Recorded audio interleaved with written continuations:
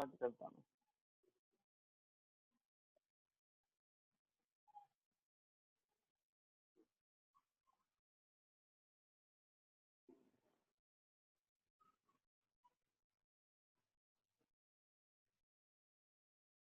Last time कौन सा lesson खत्म किए?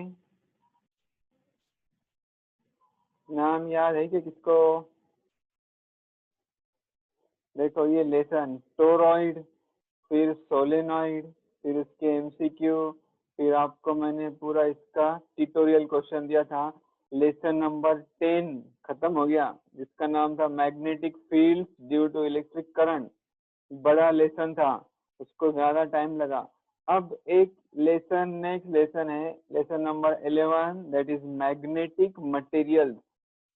ये भी नया लेसन है, अपने सिलेबस में भी इसका लास्ट ईयर तक जो था वो था मैग्नेटिज्म, ऐसा नाम था। अब उसका नाम चेंज हो गया, थोड़ा सा कंटेंट चेंज हो गया, नाम दिया उन्होंने मैग्नेटिक मटेरियल, राइट। अब ये लेसन में, ये लेसन का उन्होंने 70% पार्ट ओमिट कर दी, 70% पार्ट कैंसिल कर दिए। पहले ही छोटा लेसन था, 70% गया, सिर्फ 30% बचा जो एक लेक्चर में खत्म हो जाएगा। इसलिए बहुत इजी लेसन है ये, अपने को आज देखने का है। अब इसमें आपके सामने टेक्स्ट बुक होंगी, या तो मैंने व्हाट्सएप पे भी भेजा था। इसमें क्या क्या कैंसिल करने का वो बताया था मैंने, उसमें दिया है नोट्स में। देखो जैसे टॉर्क एक्टिंग, ये पूरा पार्ट कैंसल, ठीक है। इसके बाद ये पार्ट कैंसल, पेजेस के हिसाब से दिया हुआ इसमें, ये सब उसमें से कैंसिल हो गया। इसलिए इस पर जो क्वेश्चंस आएंगे या इस पर जो न्यूमेरिकल्स आएंगे वो भी अपने को स्टडी करने का नहीं है, ठीक है। ये न्यूमेरिकल भी फिर नहीं आएगा, एग्जाम में भी नहीं आएगा, आपको पढ़ना भी नहीं है। फिर location of magnetic poles of a current loop, ये भी नहीं है। एक्चुअल में यहाँ से शुरू है, origin of magnetism in material, यहाँ से शुरू करेंगे। शुरू में थोड़ा सा इंट्रोडक्शन रहेगा, फिर मैग्नेटिक मोमेंट ऑफ इलेक्ट्रॉन, ये पार्ट अपने को स्टडी करने का है, उस पर एक न्यूमेरिकल देखेंगे। फिर उसके बाद मैग्नेटाइजेशन एंड मैग्नेटिक इंटेंसिटी, ये भी पार्ट आज स्टडी करने का है। फिर उस पर भी एक न्यूमेरिकल सॉल्व करेंगे। उसके बाद देखो जो मैग्नेटिक प्रॉपर्टीज ऑफ मटेरियल है 11.5, ये बहुत बड़ा पार्ट है। इसमें 3 मेन पार्ट थे। पहला था डायमैग्नेटिज्म, पूरा के पूरा कैंसल, ठीक है। उसके बाद था उसके प्रॉपर्टी, उसके कैरेक्टर, वो कैसा रहता, उसके एग्जांपल्स, वो पूरा डायमैग्नेटिज्म ओमिट हो गया। पैरामैग्नेटिज्म 11.5.2, ये पूरा ओमिट हो गया। देखो ये कुछ भी नहीं स्टडी करने का आपको, ये भी नहीं, ये भी नहीं।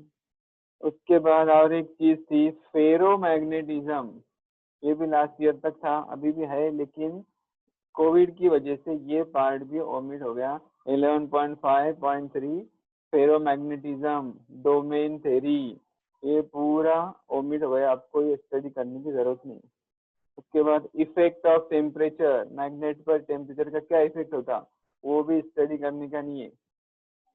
बहुत सारा आपके लिए इजी क्या है। फिर एक पॉइंट था लास्ट में हिस्टेरेसिस, ये हिस्टेरेसिस भी अपने को स्टडी नहीं करनी है, ठीक है। देखो हिस्टेरेसिस, इसकी लूप, ये पूरी चीजें डिलीट हो गई, ठीक है। और लास्ट में ये पूरा उसका पार्ट मैग्नेटिक शील्डिंग, फिर permanent magnet, electromagnet, all this things are omitted. फिर डायरेक्ट मैग्नेटिक शील्डिंग भी कट। फिर इसमें देखो एमसीक्यूज जो है, उसमें बहुत सारे एमसीक्यू ओमिट हो जाएंगे, वो स्टडी नहीं करने की है क्योंकि वो ओमिटेड सिलेबस पर है। उसके बाद आंसर इन ब्रीफ में भी कुछ ओमिट हो जाएंगे, वो सब बाद में देखेंगे। पहले आज से शुरू करेंगे लेसन, आज से मतलब आज ही इंशाल्लाह खत्म हो जाएगा लेसन, ठीक है। तो इसका शुरू में इंट्रोडक्शन देखते हैं, चलो।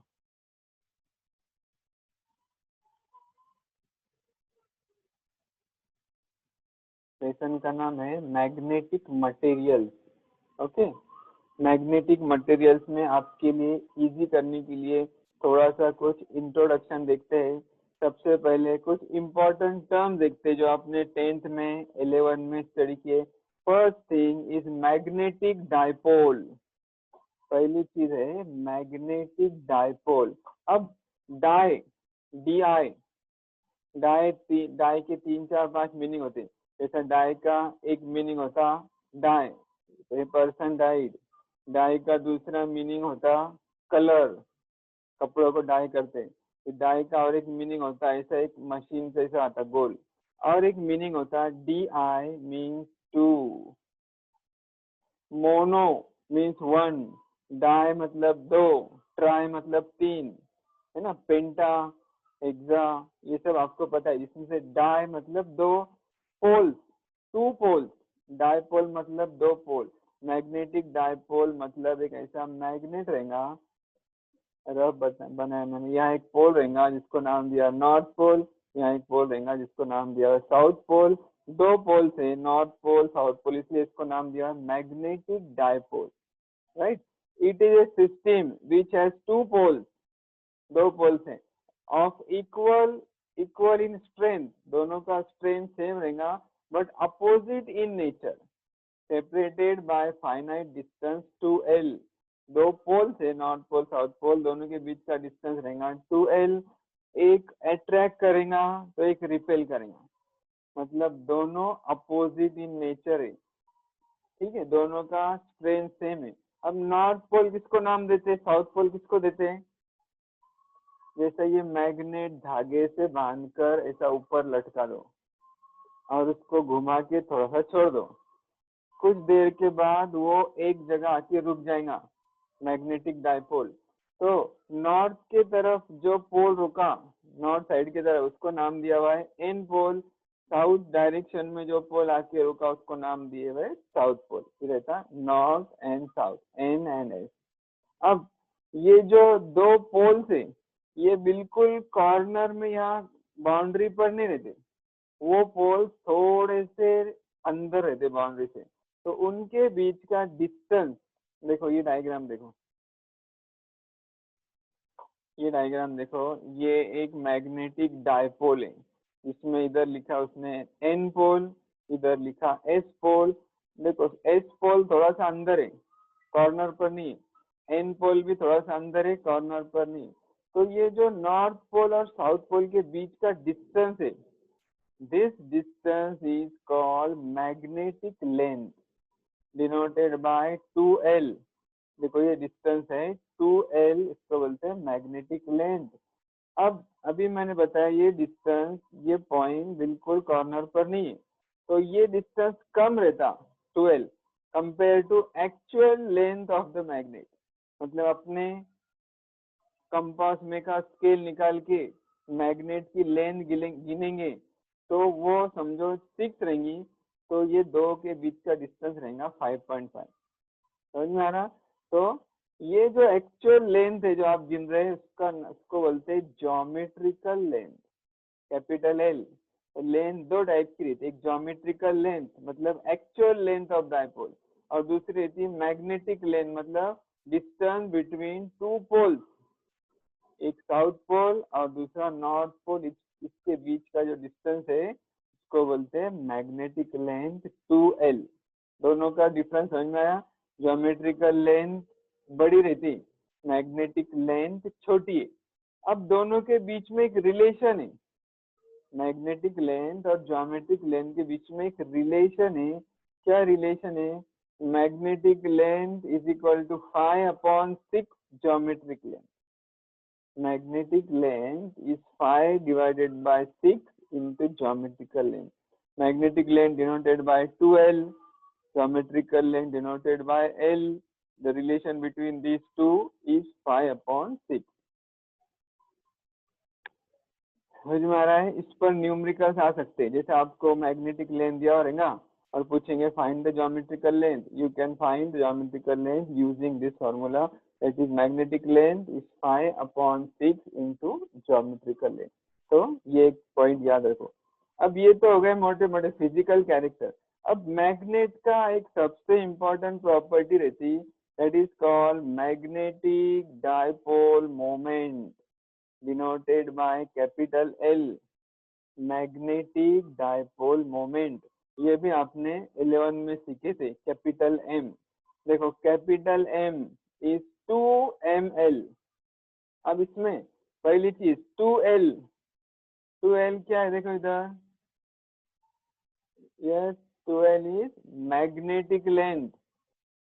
2l क्या है, मैग्नेटिक लेंथ। और m क्या है, small m, it is called pole strength. देखो नॉर्थ पोल का पोल स्ट्रेंथ रहता +m, साउथ पोल का पोल स्ट्रेंथ रहता -m। तो ये स्मॉल m को बोलते हैं पोल स्ट्रेंथ और कैपिटल M को बोलते हैं मैग्नेटिक डायपोल मोमेंट। तो कैपिटल M अपने लिए एक important physical property, important property याद रखो, magnetic dipole moment denoted by capital M। अब उसकी डेफिनेशन क्या है, दो चीजों का प्रोडक्ट है।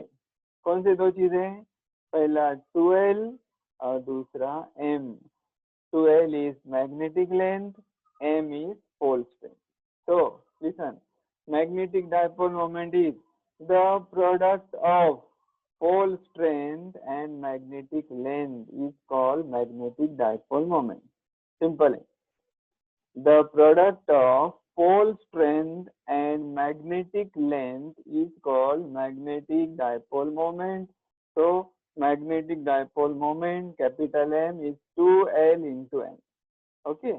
Now SI unit of capital M is 11 में था ये भी, कैपिटल M का SI यूनिट है AM स्क्वायर, मतलब एम्पियर मीटर स्क्वायर।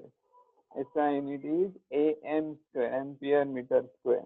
अब कैपिटल M है vector quantity, it is a vector quantity directed from south pole to north pole. इसका डायरेक्शन क्या रहता, साउथ पोल से नॉर्थ पोल की तरफ, ये डायरेक्शन रहता कैपिटल M का, along the axis of magnet, magnet के एक्सिस के साथ साथ जाता।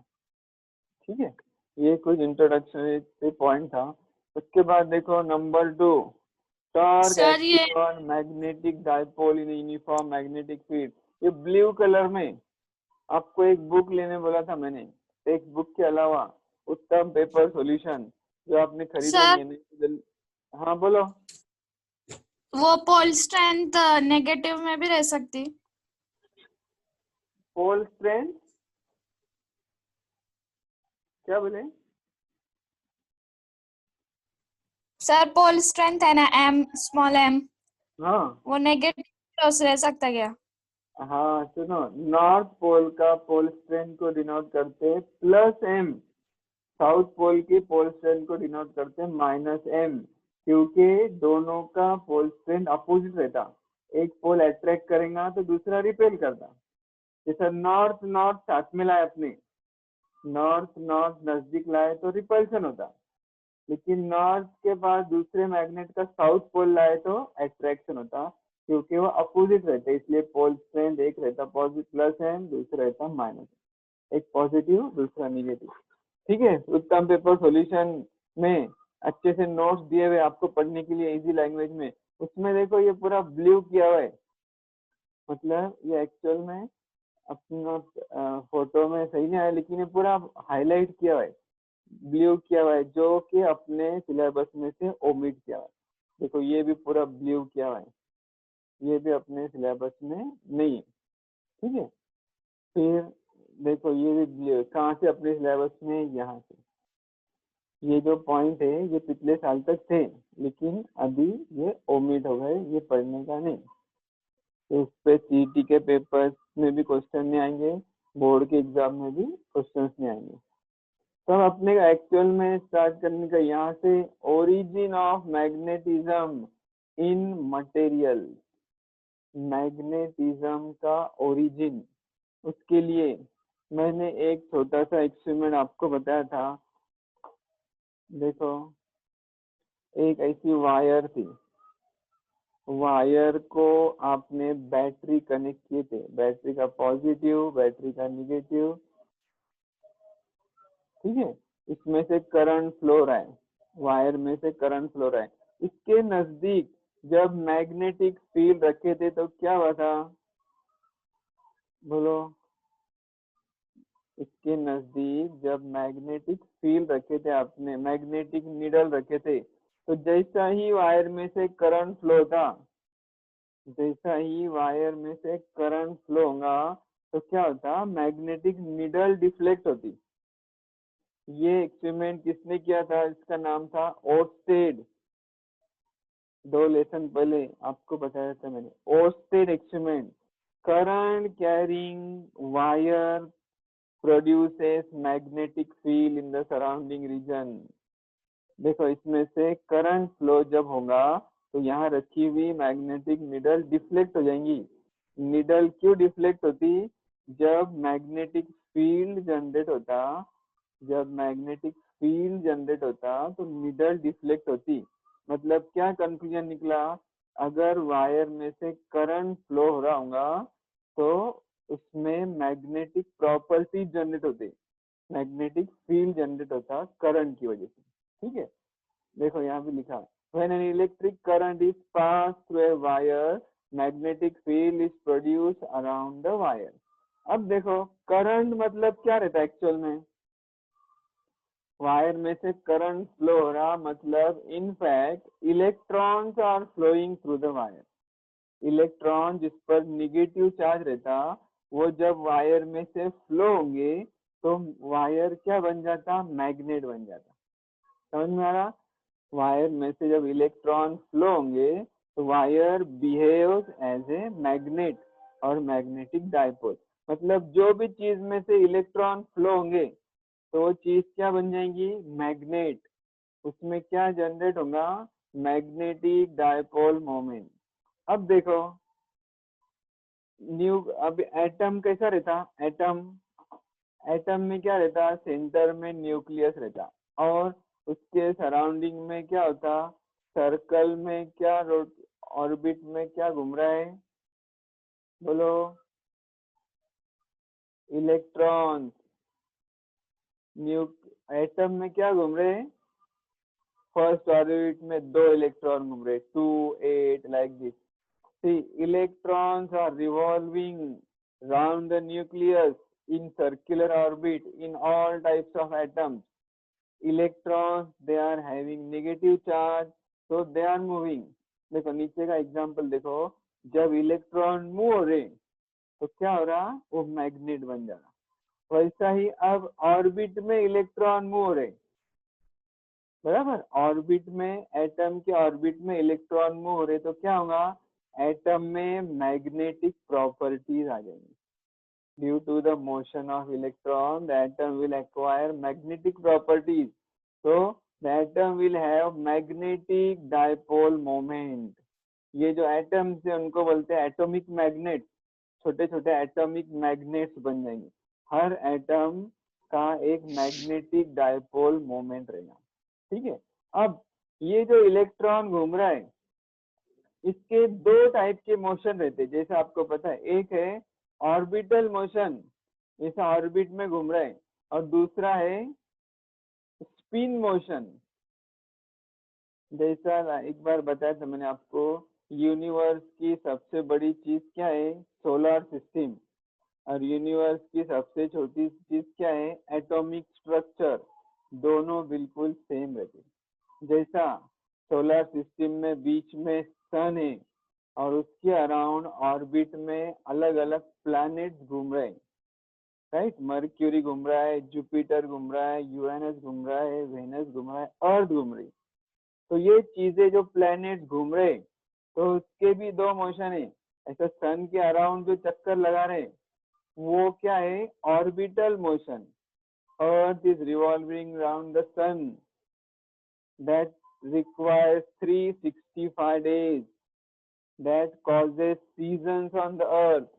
अर्थ पे सीजन होते, समर विंटर स्प्रिंग वगैरह, काय की वजह से होते, orbital motion of the earth.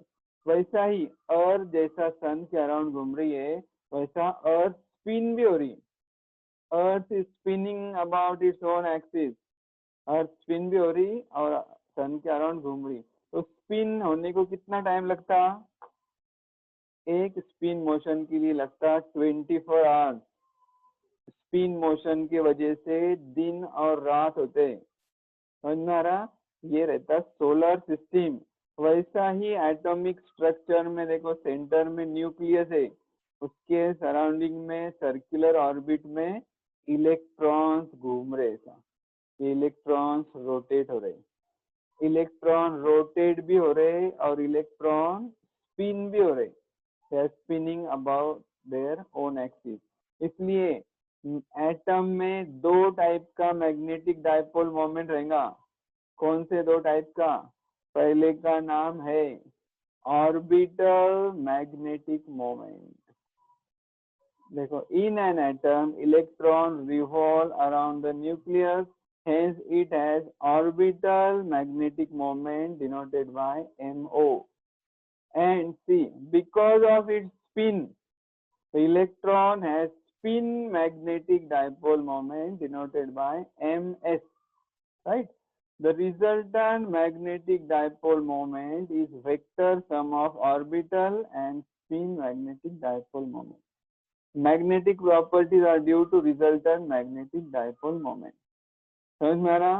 Her atom में दो टाइप के मैग्नेटिक डायपोल मोमेंट रहते, एक ऑर्बिटल और एक स्पिन। दोनों का रिजल्टेंट, दोनों का टोटल मिला के बनता एटम का टोटल मैग्नेटिक डायपोल मोमेंट। अब ये हिसाब से सब्सटेंस के तीन टाइप किए थे जो अपने सिलेबस में नहीं है ये साल। पहला टाइप था डायमैग्नेटिक, शॉर्ट में बताता मैं। पहला टाइप था डायमैग्नेटिक मटेरियल, फिर पैरामैग्नेटिक मटेरियल और फेरोमैग्नेटिक मटेरियल। डायमैग्नेटिक मटेरियल के एटम्स रिपेल होते, जब मैग्नेटिक फील्ड में रखेंगे वो रिपेल होते डायमैग्नेटिक के। पैरामैग्नेटिक के एटम वीकली अट्रैक्ट होते मैग्नेटिक फील्ड में, और फेरोमैग्नेटिक के एटम स्ट्रांगली अट्रैक्ट होते। ऐसे तीनों में बेसिक डिफरेंस था जो अपने को फिलहाल सिलेबस में नहीं है। तो मैग्नेट का ओरिजिन कहाँ रहता? एटम्स के अंदर, सब्सटेंस के एटम के अंदर से उसका ओरिजिन रहता। इसका मैग्नेटिक प्रॉपर्टी ज्यादा रहते मोमेंट, इसका मैग्नेटिक मोमेंट वीक रहता, वो हिसाब से वो सब्सटेंस बिहेव करता। अब अपने को देखने का है magnetic moment of an electron revolving round the nucleus of an atom. अभी जो मैंने बताया उसका फॉर्मूला अपने को फाइंड करना है, इसका एक्सप्रेशन फाइंड करना है जो कि एग्जाम में आता, ठीक है? तो देखो अभी देखते हैं उसको।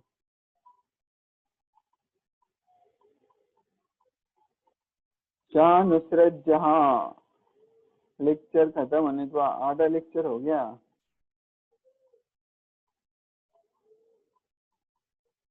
ठीक है, देखो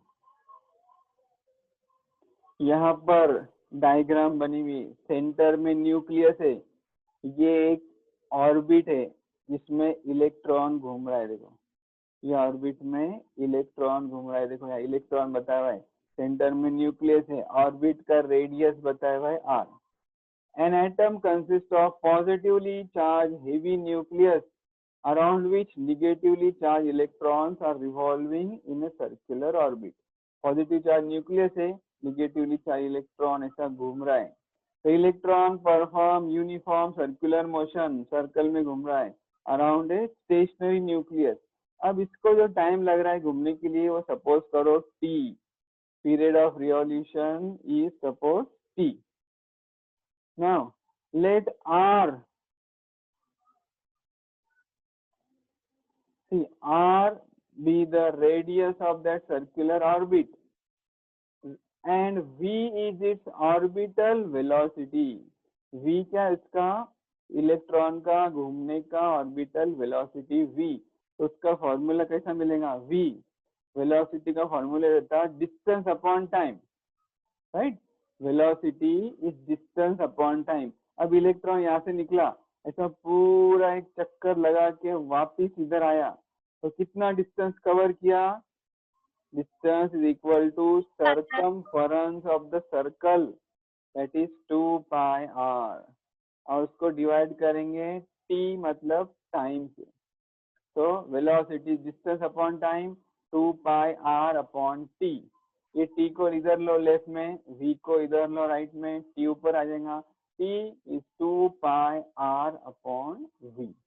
ये मिला पीरियड ऑफ इलेक्ट्रॉन। इलेक्ट्रॉन को ऑर्बिट में घूमने के लिए कितना टाइम लग रहा है, ऐसा एक चक्कर लगाने के लिए जो टाइम लग रहा है that is 2 pi r upon v, right? Now the current I associated with orbiting electron of charge E is, अब करंट का फॉर्मूला आपको पता है, current is rate of flow of charge, current is rate of flow of से electron, electron flow होने का rate जितना ज्यादा उतना करंट ज्यादा। तो रेट कैसा फाइंड करते हैं, रेट फाइंड करने के लिए डिवाइड करना पड़ता है टाइम से। किसको डिवाइड करने का, charge on electron. Current is charge upon time, simple है, current is charge upon time, I is E upon T. तो करंट में फॉर्मूले में कैपिटल टी का वैल्यू डालो, ये देखो कैपिटल टी का वैल्यू डाला E divided by 2 pi R upon V, ये वी ऊपर आ जाएगा तो हो जाएगा EV, EV divided by 2 pi R. इस current I is equal to EV divided by 2 pi are.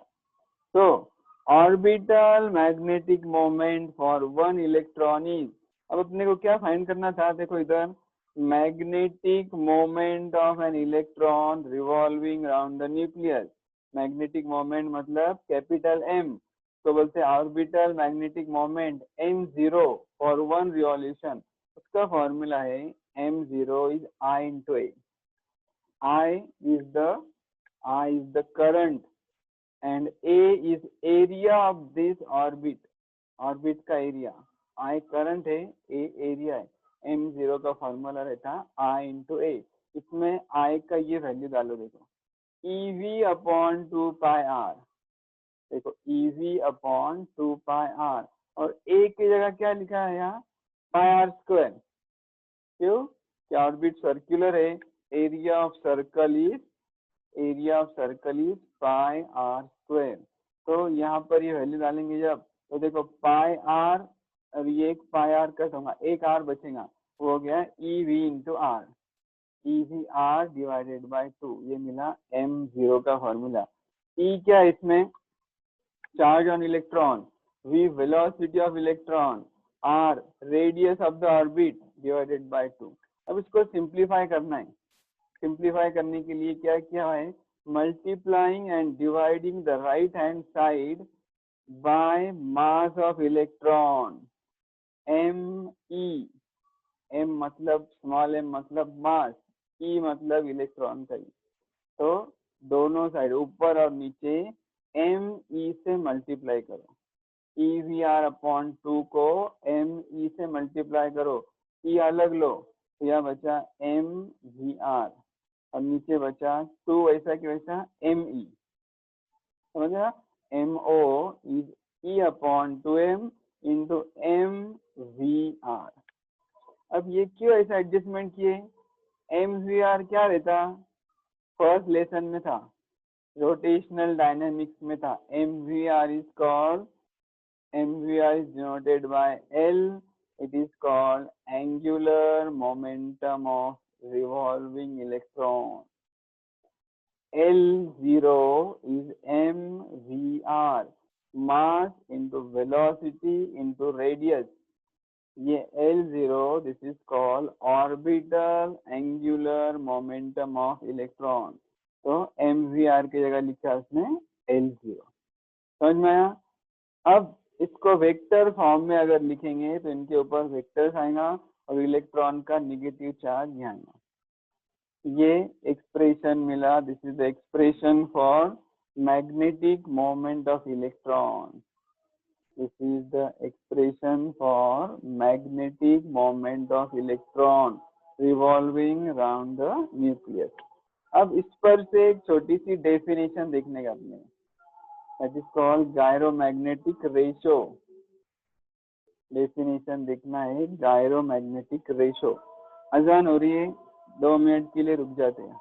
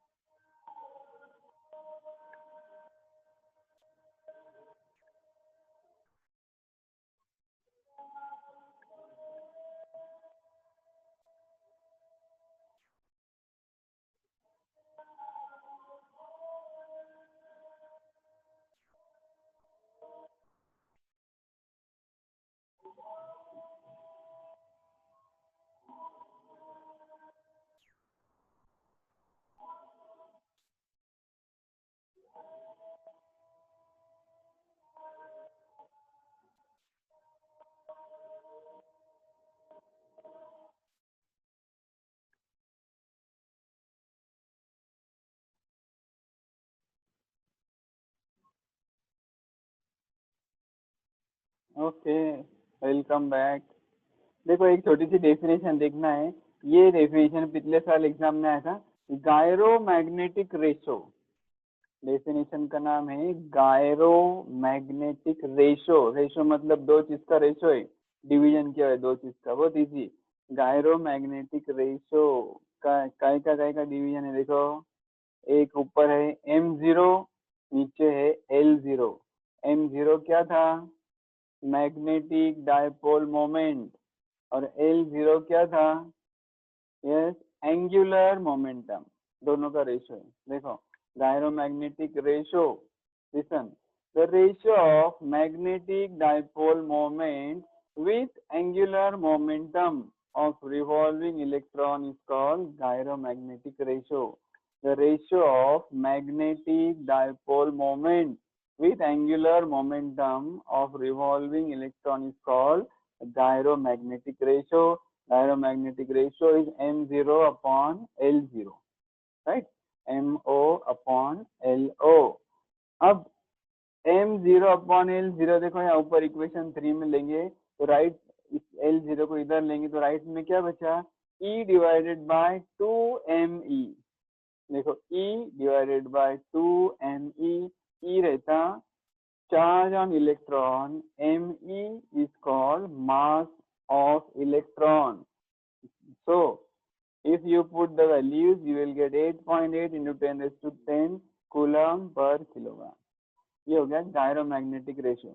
अब एक जनरल नॉलेज के लिए, ज्यादा इंपॉर्टेंट नहीं है, देखो according to Bohr second postulate of hydrogen atom, अगले लेसन, 2 लेसन के बाद एक लेसन आने वाला है जिसमें बोर नाम के साइंटिस्ट ने पोस्टुलेट दिया, एजम्पशन दिया। उसका दूसरा एजम्पशन रहता एंगुलर मोमेंटम का फॉर्मूला दिया उसने NH upon 2 pi, L0 is equal to NH upon 2 पाई।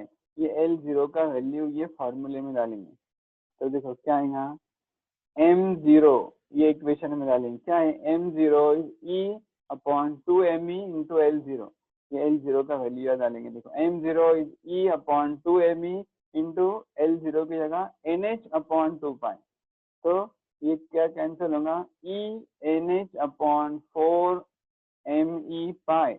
अब इसमें n रहता, ये फॉर्मूले में n है नंबर ऑफ ऑर्बिट, मतलब इलेक्ट्रॉन कौन से ऑर्बिट में? First orbit, second orbit, third orbit. अगर फर्स्ट ऑर्बिट में तो n का वैल्यू आएगा 1, n का वैल्यू 1 लेंगे तो बचा EH upon 4me into pi. The quantity EH upon 4me into pi is called bore magneton. ये क्वांटिटी को नाम दिया हुआ है बोर के नाम के हिसाब से, क्या नाम दिया हुआ है? Bore magneton. और इसकी वैल्यू है, its value is 9.274 into 10 raised to minus 24 ampere per meter square. The atoms with unpaired electron have a net magnetic moment. तो ये अगले लेक्चर में देखने का है। आज गायरोमैग्नेटिक रेशियो समझ में आया? तो इस पर एक छोटा सा न्यूमेरिकल देखते हैं, फिर आज के लिए काफी।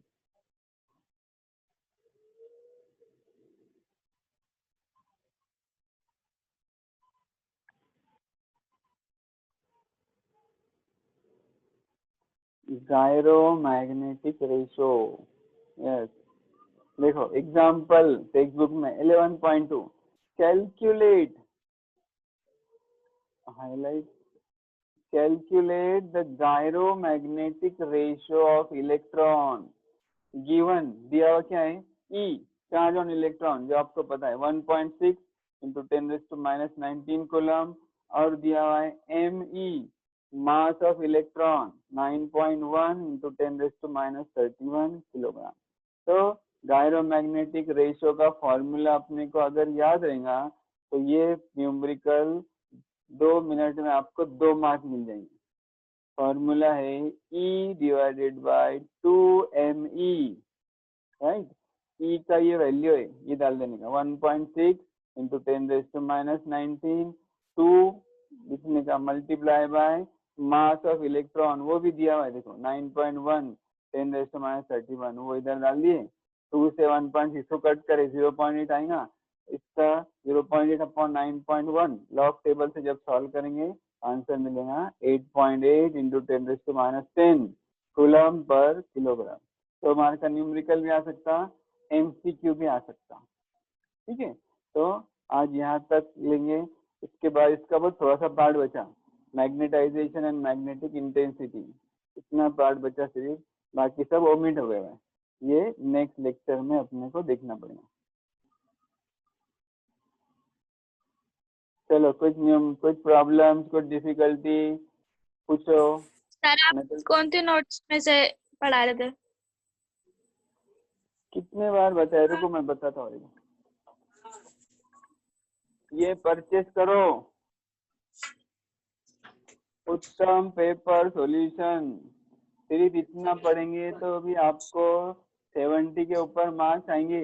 ये बुक परचेस करो, इसमें नोट्स भी दिए हुए, और सबसे इम्पोर्टेंट इसमें 5 क्वेश्चन पेपर दिए हुए, इसमें से आने के चांसेस ज्यादा है। क्वेश्चन पेपर विथ सॉल्यूशन दिया हुआ है, सॉल्यूशन के साथ क्वेश्चन। कब आया? मैं बोला ठीक है, और पूछो, कुछ है डिफिकल्टी? हाँ, बकिया, संगीला, बोलो। ठीक है, फिर रुकने का यहाँ। ओके, अल्लाह हाफिज। अल्लाह हाफिज सर। अल्लाह हाफिज सर। अल्लाह हाफिज।